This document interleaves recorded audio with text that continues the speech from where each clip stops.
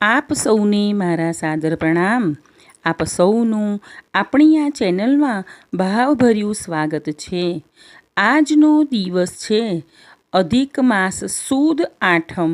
આજનો વાંચન પાઠ પુરુષોત્તમ માસની કથા અધ્યાય 8 મેઘાવતીનો વિલાપ અને સાસુ વહુની વાર્તા. શ્રી ગણેશાય નમઃ. શ્રી વિષ્ણવે નમઃ. કથા.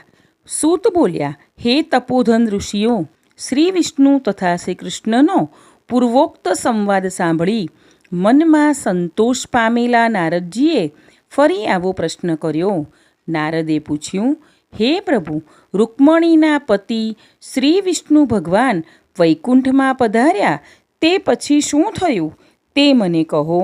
તેમજ ઇન્દ્રપુત્ર અર્જુન તથા શ્રી કૃષ્ણનું વૃત્તાંત પણ કહો. કેમ કે આદ્ય પુરુષ નરનારાયણ સ્વરૂપે એ બંનેનું વૃત્તાંત સર્વ લોકોનું હિત કરનારું છે. શ્રી નારાયણ બોલ્યા, હે નારદ, રૂકમણીના નાથ શ્રી વિષ્ણુ હર્ષપૂર્વક પોતાના વૈકુંઠ ધામમાં પધાર્યા તે પછી ત્યાં જઈને તેમણે એ અધિક માસને પણ ત્યાં જ વસાવ્યો. અધિપતિ થઈ સર્વ મહિનાઓમાં શ્રેષ્ઠ બની અધિક માસ ખૂબ પ્રસન્ન થયો. શ્રી વિષ્ણુ પણ આ મળમાસને 12 મહિનામાં શ્રેષ્ઠ બનાવી મનમાં સંતોષ પામ્યા. તે પછી હે નારદ, હવે તમને શ્રી કૃષ્ણ અને પાંડવો વચ્ચે કામ્યક વનમાં શું થયું તે જણાવું છું. ભક્તવત્સલ ભગવાન શ્રી કૃષ્ણે અર્જુન, યુધિષ્ઠિર તથા દ્રૌપદી તરફ કૃપાદ્રષ્ટિ કરીને આ પ્રમાણે કહ્યું, હે રાજાઓમાં શ્રેષ્ઠ યુધિષ્ઠિર, તમે રાજવૈભવ સંપત્તિ ગુમાવી વનમાં દુઃખી થઈને ભટકી રહ્યા છો. આનું કારણ એ છે કે તમે પુરુષોત્તમ માસનો અનાદર કર્યો છે. તમે તે માસ વનમાં આચરણહીન બની ગુમાવ્યો છે.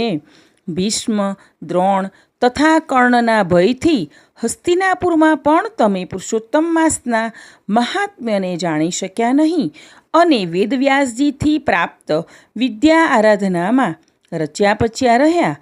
આમાં તમારો કોઈ દોષ નથી. ભાગ્ય અનુસાર મનુષ્યે દુઃખ ભોગવવું જ પડે છે.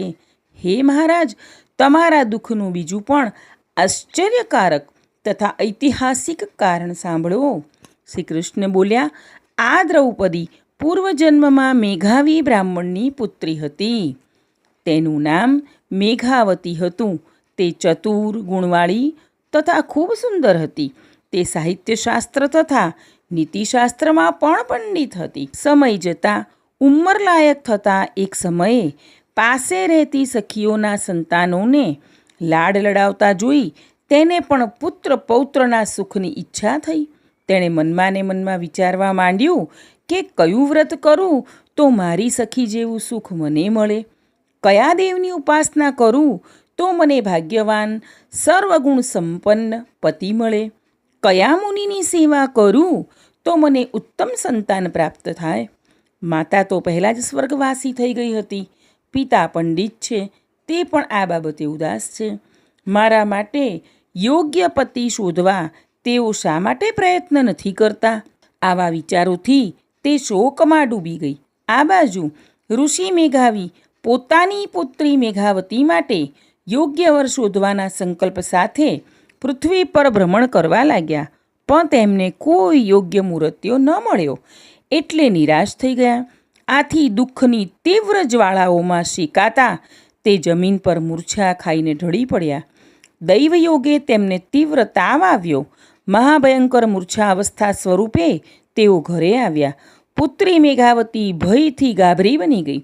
બ્રાહ્મણ મેઘાવીને પૂર્વકાળના ગૃહસ્થાશ્રમમાં ધર્મ પરિશ્રમની કૃપાથી અંતવેળા વાસના છૂટી ગઈ. તેમણે હરિમાં જ ચિત્ત રાખ્યું. મેઘાવીએ પુરુષોત્તમ શ્રી હરિનું સ્મરણ કરવા માંડ્યું. જેમનો રંગ કમળોની પાંખડી જેવો કાળો છે અને આકૃતિ 3 ઠેકાણે વાંકી તથા સુંદર છે, તેવા પ્રભુની મરણ સમયે આ પ્રમાણે મુનિએ પ્રાર્થના કરી, હે રાસેશ્વર, હે રાધાપતિ, આપે પ્રચંડ બાહુઓથી દેવોના શત્રુઓને દૂરથી જ મારી નાખ્યા છે. આપ અતિ ઉગ્ર દાવાનળનું પાન કરનારા છો અને આપે સ્નાન કરતી ગોપકુમારીઓએ ઉતારી મૂકેલા વસ્ત્રોને હરણ કર્યા હતા. હે કૃષ્ણ, હે ગોવિંદ, હે શ્રી હરિ, સંસાર સાગરમાં ડૂબી રહેલા આ અધમ જીવને આપના ચરણોમાં સ્થાન આપો. આપને વારંવાર નમસ્કાર છે. આપ મારા દુઃખને દૂર કરો. ઋષિની આર્ધ સ્વરે કરેલી સ્તુતિથી ભગવાનના દૂતો મેઘાવી ઋષિને પ્રભુ ચરણમાં લઈ ગયા. પિતાના પ્રાણ ત્યાગથી પુત્રી મેઘાવતી અતિ દુઃખી થઈ વિલાપ કરવા લાગી. વિહવળ બની બોલવા લાગી, હે પિતાજી, આપ મને છોડીને ક્યાં ચાલ્યા ગયા? તમારા વગર નિરાધાર થયેલી મારી હવે કોણ ખબર રાખશે? મારે ભાઈ નથી, કોઈ કુટુંબ નથી, માતા નથી. મારા અન્ન વસ્ત્ર તથા આ જીવનની ચિંતા કોણ કરશે? આ ઘોર જંગલમાં હું એકલી કેવી રીતે રહીશ? મારે હવે જીવવાનું શું પ્રયોજન છે? મારો વિવાહ વિધિ કર્યા વિના જ તમે ક્યાં જતા રહ્યા? ઉઠો, ઓ પિતા, હવે ઉઠો. બહુ વખત થયા સૂતા છો. એમ કહી આંસુવાળા મુખેથી એ બાળા વારંવાર વિલાપ કરવા લાગી.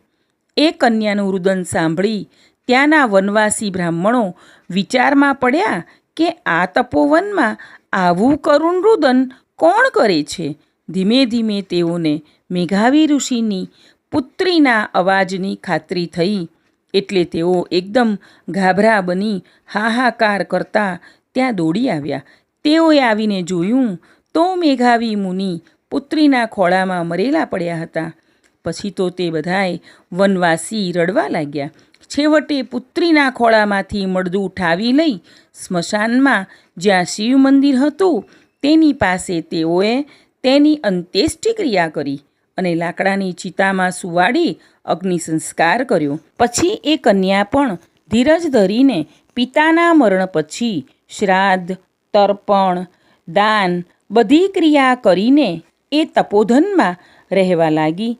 પણ પિતાના વિયોગથી થયેલા દુઃખને લીધે તે બળ્યા કરતી હતી અને અગ્નિથી બળી ગયેલી કેળની પેઠે તથા વાછરડું મરી જતાં દુઃખી થયેલ ગાયની પેઠે આશ્રય વિહોણી બનેલી પીડાયા કરતી હતી. પુરુષોત્તમ મહાત્મ્યનો મેઘાવતીનો વિલાપ નામનો 8મો અધ્યાય અહીં પૂર્ણ થાય છે. હવે પતિતપાવન પુરુષોત્તમ માસની વાર્તાનું રસપાન કરીએ. સાસુ વહુની વાર્તા. ધરમપુર ગામમાં એક ડોશી દીકરા અને વહુ સાથે રહે. ડોશી ધાર્મિક સ્વભાવના, વ્રત તપ કરે, ધર્મ ધ્યાન કરે. એવામાં પાવન પુરુષોત્તમ માસ આવ્યો. સાસુએ આખો પુરુષોત્તમ માસ વ્રત કરવાનો સંકલ્પ કર્યો. ગામમાં સઘળી સ્ત્રીઓ પણ વ્રત કરતી હતી. તે જોઈ દીકરાની વહુને વ્રત કરવાની ઈચ્છા થઈ.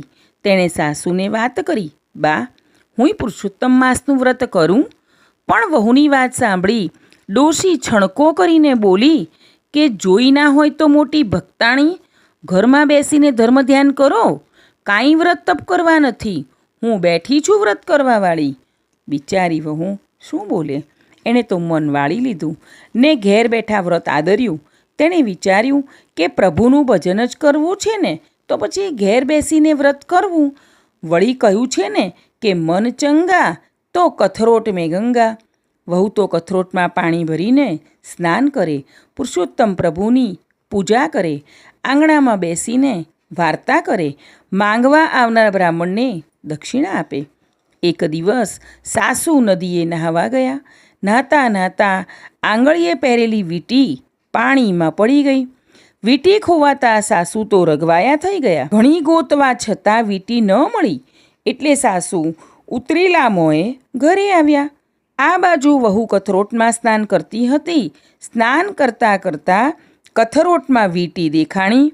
વહુ ઓળખી ગઈ કે આ તો મારા સાસુજીની વીંટી ભૂલથી પડી ગઈ લાગે છે. સાસુ ઘેર આવ્યા ત્યારે વહુએ વીંટી આપીને બધી વાત કરી. સાસુને વીંટી જોઈ ઘણું અચરજ થયું, પણ છણકો કરીને વીંટી લઈ લીધી. 2 દિવસ પછી સાસુ નદીએ નહાવા ગયા ત્યારે નદીમાં નહાતા નહાતા ગળામાં પહેરેલો હાર પાણીમાં પડી ગયો. સાસુ તો બહાવરા બની ગયા. કથા વાર્તા સાંભળવાનું પડતું મૂકીને સાસુ તો હાર શોધવા લાગ્યા. સાસુ તો કપાળ કૂટતા કૂટતા ઘરે આવીને કકળાટ કરવા લાગ્યા. ત્યાં જ વહુએ આવીને હાર સાસુના હાથમાં મૂકતા કહ્યું, બા, આ તમારો હાર મને કથરોટમાંથી મળ્યો છે. તમે નક્કી ભૂલી ગયા હશો. હવે સાસુના વિસ્મયનો પાર ન રહ્યો. આવું ચરિત્ર તો કદી જોયું નથી કે જાણ્યું પણ નથી. વસ્તુ નદીમાં ખોવાય અને નીકળે કથરોટમાં. નક્કી આ વહુ ડાકણ લાગે છે. નક્કી મેલી વિદ્યા જાણતી લાગે છે. સાસુના મનમાં તો ગભરાટ વ્યાપ્યો. ડાકણનો ભરોસો નહીં. ખીજે તો લોહી પીતા પણ ન અચકાય. કાલ ઉઠીને છોકરા થાય અને તેને ભરખી જાય તો વંશ વેલો રહે નહીં. સાસુના ગભરાટનો તો પાર નથી. આ ડાકણનો ઈલાજ કરવો જ પડશે, નહીં તો ધનોત પનોત કાઢી નાખશે. એ તો ગઈ રાજાના મહેલે. રાજાને બધી વાત કરી. મારા છોકરાની વહુ ડાકણ છે, મેલી વિદ્યાની જાણકાર છે, જાત જાતના ચરિત્ર કરે છે. પહેલાં અમને, પછી પાડોશીને અને પછી ધીમે ધીમે આખા રાજને અને તમનેય ભરખી જશે. માટે તેને મોતને ઘાટ ઉતારો. રાજા સમજુ અને વિવેકી હતો. જોયા જાણ્યા વગર, સત્યને પારખ્યા વગર તે કોઈ પગલું ભરવા માગતો ન હતો. એટલે એણે ડોશીને આશ્વાસન આપ્યું, માજી, તમે શાંતિ રાખો. આ પવિત્ર પુરુષોત્તમ માસ ચાલે છે એટલે મારાથી કોઈ જીવહત્યા ન થાય.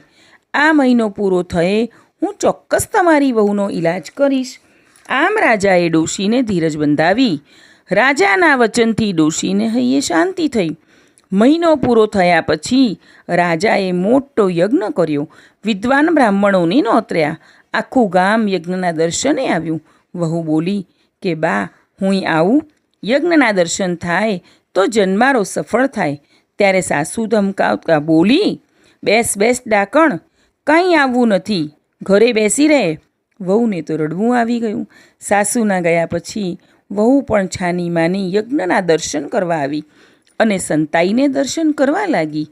હવનની પૂર્ણાહુતિ સમયે યજ્ઞમાંથી એક દિવ્ય પ્રકાશ ફેલાયો અને ગેબી વાણી સંભળાઈ, હે રાજા, તમે બધાએ ભલે મારું વ્રત કર્યું હોય, ભલે તમે દાન દક્ષિણા આપી હોય, મારા હોમ હવન પૂજા કર્યા હોય, પણ મારું વ્રત સાચા ભાવથી અને પૂર્ણ શ્રદ્ધાથી માત્ર આ ડોશીના છોકરાની વહુએ જ કર્યું છે.